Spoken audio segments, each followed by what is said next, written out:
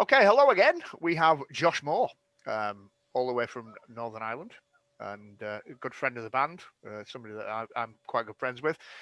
He's going to talk about what life's been like trying to get through the education system during the COVID crisis.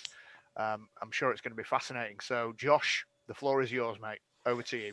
Cheers, Mike. Much appreciated. So, welcome everyone. This is a COVIDcation, or what fancy new word of how I would call it. So, who am I? Recent Leeds Beckett graduate, first class of coronavirus pandemic. Recently landed my first blue team role. Ethical Hacking Society of Leeds Beckett member, conference goer in normal times, and virtual, beer drinker, and a runner.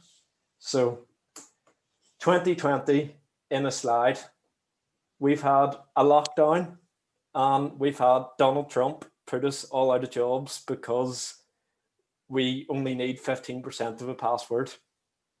It has been a strange one all year round, and we're back in lockdown again to make matters more interesting. So let's talk about education, more precisely universities. Why universities? Because being a recent graduate, I have recently found that us as an industry, InfoSec, have been helping people, students succeed, and we probably haven't realized that we've been doing it, even though we've been doing all these things for the current time. Another point why we need to talk about this group of students coming through in this pandemic will have likely a new set of skills which few got from the experience before. So my experience, this was lovely Leeds Beckett campus during a sunny day, which was rare. First year of uni was an introduction to InfoSec, and my first real experience of hearing about it with a lot of beer. Second year of uni had the same amount of beer, a lot more work, and some late nights in this big building. Third year, I was out on placement as an IT intern, 100% worth it. I'll cover more about that later. And fourth year was when things got challenging. 80% of the time was on campus in a normal year. And then COVID hit. We moved to work from home, and it got interesting for the class of 2020. Why? Because it was unknown. We hadn't done this in so long, since the last pandemic, which was way before the last World War. So I don't think we've ever really had to experience this, in my opinion. So uni year one, a message to freshers. What a shit time to be a fresher. You're all online. You can't go out. You can't drink beer, especially at the minute. You've lost all the socializing. University has changed a lot, but it's inevitable that with the coronavirus pandemic, that things was accelerated to change. However, on a positive, the amount of beer that they're probably saving from not going out, money-wise, means they're not going to be as skint as previous ones coming through. So if I were a fresher now, I would go, do I want to be here? Should I be doing this, working from home in an environment in which you're paying UK fees of most likely £9,000 over the year for an experience in which you can get on Open University for a lot cheaper? And there's a discussion to be had around that, around fees, but I'll not leave it for this talk because it's a shitstorm waiting to happen. So you're in second year of uni during this pandemic. Keep buggering on is the message, which is most likely to happen, and the best one to be said. it's getting more real. It counts a lot more towards your degree. If you're in second year of uni and you have a sandwich year course coming up, don't panic about looking for a placement. Or either if you don't go on a placement, you're looking into moving to your final year of university. Second year of uni is also when you start to specialize a lot more within your degree. This is where I realized that as a job, red teaming is something that interested me. However, life had a different plan in coronavirus. It changed what I wanted to do and how I wanted to do it. But that change happens, and there isn't too much in which you can do about it, which is why KBO is the perfect message to be telling everyone. So this is quite an important slide to me, in the fact that uni year 3, I did a placement year. I've had people ask me from that I know, should I be doing a placement? The answer is yes. Will placements be available during the current climate? The answer is yes, they are available. At the time of writing, I went on to GradCracker and there was 336 placements / internships available. The honest truth, placements are cheap labor for some companies to get. They get the job done because they're paying intern rates. Whether that is how some employers would see it, but it's the best way of getting more experience within your CV. So placements, when I did mine, I was in the office. These days, it's going to be a lot more different when you look at how it's going on. But this is where a new set of skills in which a lot of people do not have will be coming through. Working from home, it is a challenge. It won't be for the longer term. It will be a short term. But if you're already in uni and surviving and smashing it with the short term, then that is a skill in which a lot of people didn't have. You'll be able to integrate easier with some of the teams in which you're looking at. Another note on placements. My placement was as a system administrator.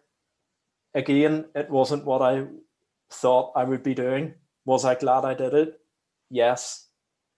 Did it give me a lot more experience? Yes. Did it give me a lot more hands-on experience as well? It also gave me basic knowledge in which I did not think I needed, but I'm glad I've got it. So the placements are out there. If you're looking for a placement, keep going, because they can be there and you will get them. So final year is the dissertation for a lot of people, and graduation, or for me and the class of 2020, we're still waiting for one, which is an interesting time to see when it'll happen, if it'll happen. So my dissertation, it was on a lovely IoT device seen in the photo, a Home camera.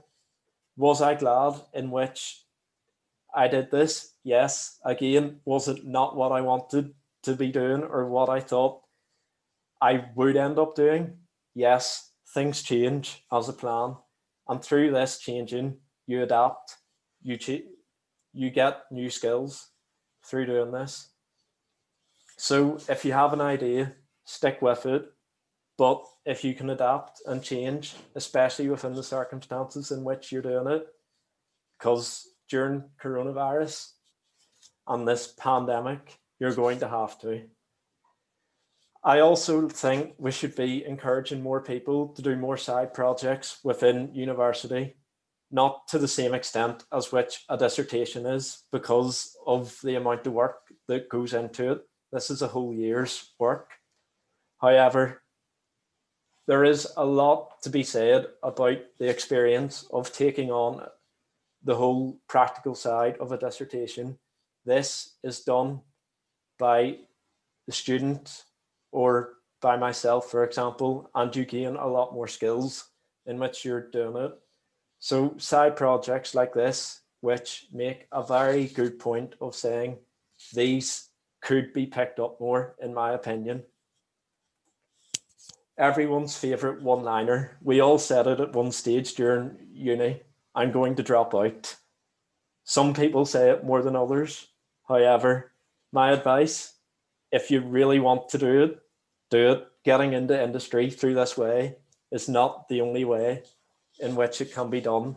And it's important to point that out. There is a lot to be said about sticking with it, especially because we know that we're going to be living with coronavirus during this time, and in how we make it better. And unis will change and unis will adapt in different circumstances. It may not always be this bad. So if you're going to drop out, make sure you really want to do it. And if you do it, then you'll get into your favorite job or how wherever you want to end up a different way. There is multiple ways to end up doing this. So then we come to my experience after July when I finished university.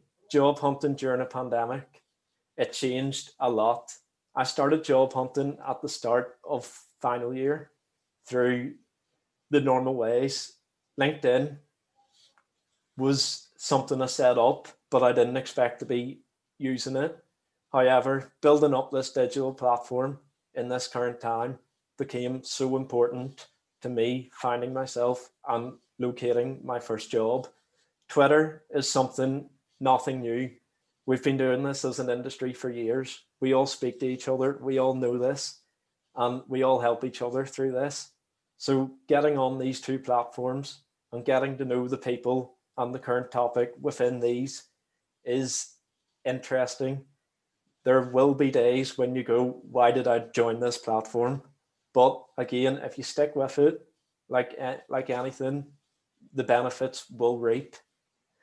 So when I mentioned earlier about saying the skills in which some of the current students having these, which myself and some others do not have, working from home.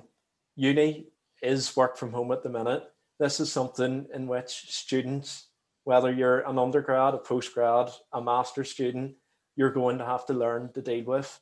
And if you're in final year, then you're more than likely going to have to join the team in a work from home environment. The good news is, if you've been doing it through university, you've got the experience in it. It's not going to be that much of a change. So on to the next slide. A current problem we face in industry. I can't get a job, but I can't get experience to get a job. Something we have all thought about, we've all struggled with, but I'm going to offer a different opinion on that. An InfoSec new starter, looking at an InfoSec role, understanding a domain is an example of a simple thing in which university students sometimes overlook something very simple and not nailing down the job advert before they apply to fully understanding it, which again is a different perspective, but there is a side to this coin in which you can flip and saying you can teach someone to be good at a job. Within this job, you can teach them how to use the platforms in which some circumstances unis may not teach, which in my case was Splunk. I had very little experience with this during uni. I had no experience with this. I'm going into a job now. I'm working in a job where I'm using this day in, day out. You will learn these things.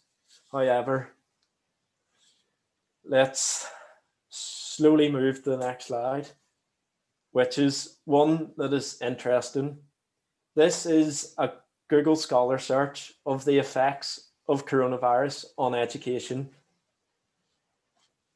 These effects will be seen for a long time within the academia, whether it's through ransomware attacks that are being felt now within industry, which are being disclosed within the news.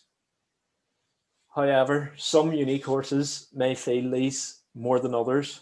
If you're studying cybersecurity, though, I would bet on the fact that a lot of it is online and that you're in a better place to deal with this than some other courses. The last thing to say on this is this was a change in which the world was forced into. No one predicted coronavirus to come up to this stage of where we are now. We've been living with it for near a year. When I was finishing uni, this got thrust onto us within days or weeks. We walked into uni as a group one day and we got asked, why did you come into uni? There's a pandemic on. And we were like, we weren't given any more information as to not come in. Whereas now unis have had the summer to adapt. They're in a better position to do this and to teach online. Another important slide to mention is common questions in which I get asked myself. How to do a CV and make it good, questions you can ask during an interview, where to look for job roles, search/qualifications. And I'm just going to start with the fact that certs do not make a good InfoSec member. There's plenty of people out there that have good jobs, well respected within the industry without certs. Job roles I'm going to move to next. Again, through LinkedIn, through Twitter, they can come about in any way possible. Yes, there's the sites of Indeed where they happen and they get posted to. Even GradCracker, they have been used for day in, day out. And again, it's not really reinventing the wheel here. It is coming through the same information that has been used there for ages. It is using these tools in a different way to make the current students coming through and the new InfoSec members succeed. How to do a CV and make it good, and questions you can ask during an interview. Both depend on the interview and the job in which you're going for. Tailor it to which you're looking. Get a job spec down to make sure that you don't end up in a situation mentioned before where you go for an InfoSec role and you don't understand a basic concept, where it can happen and it will happen a lot frequently. If it does happen, that's okay. It happens. You move on, you learn, you go research. So InfoSec hobbies on top of this, things that you should be really looking to make sure that you don't fall into the pit trap of some of these I don't understand key concepts. Things that we have said as an industry to do for many years now that are not reinventing the wheel. But when you look at blogs that are out there in a university concept, because it's all online, these will become so much more important into how our students that are coming through are learning. It is what helped me in the last few months of uni. Building the home lab, getting used to them Windows, Linux, Mac OS concepts in which you can give yourself a better platform to thrive. Hack the Box and Try Hack Me, platforms in which you can learn a lot. And again, not reinventing the wheel, but making sure that people know about these, have the skills that are being picked up from there. Blogs, there's loads out there. Again, if you want to make your own, that's okay. If someone's done a topic that you want to blog about, go and do it, because it's just going to look better on you. You can learn and you can develop from what other people have done. Follow the news of your niche. Look at what you want to get into. For example, my dissertation around IoT, I spent months around this in trying to follow the news, making sure that the diss was recent, vulnerabilities were coming through that were recent. Something that we don't say too a lot, life outside of InfoSec. You do not have to live and breathe InfoSec 24/7. Yes, there is people that do, and that's their way. It is important to make sure that you don't get burnt out with these sort of stuff. Go have a beer, go follow a football team like Mike does, go tweet about football. You can, there's so much to be said about people that have hobbies outside of InfoSec hobbies. These people are coming along with soft skills, and these soft skills will only force you into a better position, because these soft skills around communication, we need them. We need to be able to talk to other people. Why we need to talk to other people that don't understand this is because as soon as we start blaming InfoSec, non-InfoSec people for InfoSec problems, is the minute we start to lose the battle with these people. A little quote, which I think is fitting in this current time: a man with new ideas is a madman until his ideas triumph. During the most challenging times, we often see some major development, whether we have seen this or not in the current pandemic. This will be told.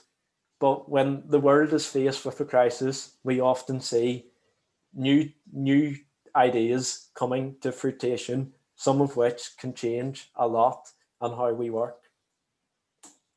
A final word of hope to any students that are out there: look to the class of 2020 that have just gone. Why? Because we've graduated, we got thrust upon this, we lived it, we got jobs, it can be done. And we didn't crash and burn when the unknown came to us. Just want to say thanks to the beer farmers, the supporters of BeerCon2, and friends and family for all the support. Go follow me on Twitter, add me on LinkedIn. Any questions that you want to shoot over to me, I'll help you, because I've been there. Also, I do tweet a lot of Leeds United stuff on Twitter, so be prepared for that, as Mike will contest to. Yeah, absolutely brilliant, Josh. Yeah, superb. And we do kind of work closely as best we can with people in academic life. And, you know, we've done a lot of talks. The Beer Farm has done a lot of talks over the past 2 years around the university circuits and all that kind of thing. And we really do want to encourage it and help bring people along. And I think your talk there should encourage a lot of people that are going through perhaps the back end of their academic life and then taking those little steps into industry.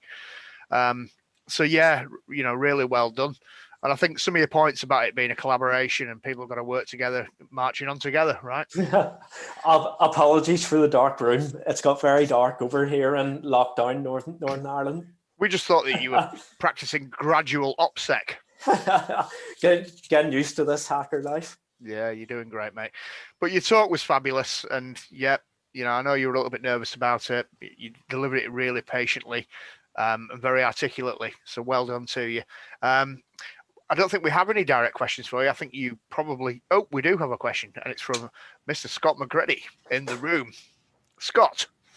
Yeah, thanks for that. Josh, I just have a bit of a question about what your thoughts are, and not from a kind of what do you think is going to happen, I'm going to hold you to it. It's more just a general, what do you think is going to happen here?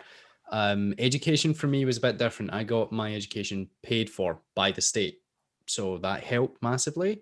Do you think, because there is a lot of students, and when you said, you know, this is a shit time to be a student, the Twitch chat was just like, yep, +1. So my question is, do you think universities are going to change maybe their models in some way and offer a remote kind of course as a reduced fee or something, or do something a bit different, like try and do like a COVID package, basically education and the standard education once everything returns to normality? Do you think there's going to be something like that? There is a lot to be said about this, because universities have tried in trying to accommodate the old way, and there is the most likely scenario in which we end up in face-to-face learning back in the way that we were before all this hit. However, there needs to be a change in not so much our courses, but whether it's fees or how it's taught. And yes, whether there should be a coronavirus package, like forcing students back into student accommodation on government was not a good idea, but it was to try get back to some normality. However, if we look at this now after Christmas, it could change. It's hard to know given the changing circumstances that happen so often. Yeah, it just sucks. It sucks from my point of view. It's like hearing about conferences that, you know, cost money, or training courses that cost money, but it's all delivered virtually now and not in person, but it still costs the same amount. Yeah. And, you know, people just overlook, or the vast majority of people overlook academia and don't realize it's £9,000 a year, and you're forced to go in and you're forced to go to student accommodation, even if it's all delivered virtually, but the bills are still waiting. And that's a, you know, we're moving to more online. I think was it Black Hat moved to completely free this year? I think it was, yeah. Yeah, Black Hat moved completely free. And Sans moved completely free. That was the one I was thinking of. If they can do it, why can't other conferences, and why can't universities, or at least lower the fees and be a wee bit more accommodating? It's just more, I feel as if, you know, the education is, we should really be looking after students, not trying to dick them over. As human beings, though, there is something to be said about how we fall back onto human communication. We like that face-to-face contact because it makes us feel a lot safer in what we know we're talking about and being taught. Yeah, I completely agree. I mean, personally, I've battling a bit in lack of interaction and that. And at the end of the day, we aren't designed to communicate through a camera. We're designed to communicate via whatever we normally do. I actually had a question as well. So with the whole virtual thing, there is a downside, but as we've seen these conferences, especially like us organizing conferences like this, the virtual aspect has a benefit in terms of, hey, I don't have to catch a flight and spend thousands of pounds on traveling and accommodation. Do you think that's going to help in some aspects on the education part, like universities getting different speakers and that? Yeah, I mean, it can, because as I said, as an industry, we've been doing blog posts and reading up on each other's work for years. And now it's a time in which we actually have a need for these posts to be looked at and pushed out to students and get them doing their own to increase their learning, in which they may not be getting as much of in university given the circumstances. Cool. Yes, spot on. Yeah, so thank you for the opportunity. No, thank you, Josh, for taking the time to come and join us. We might have put it all together, but it'd been a pretty quiet day or two. Had nobody bothered turning up and speaking. So, Josh, all the best, mate. Good luck in your career, which you've just begun. Cheers, mate. I'm sure you'll do fantastically well. And thanks for coming and joining us at BeerCon2. So, thank you. Cheers.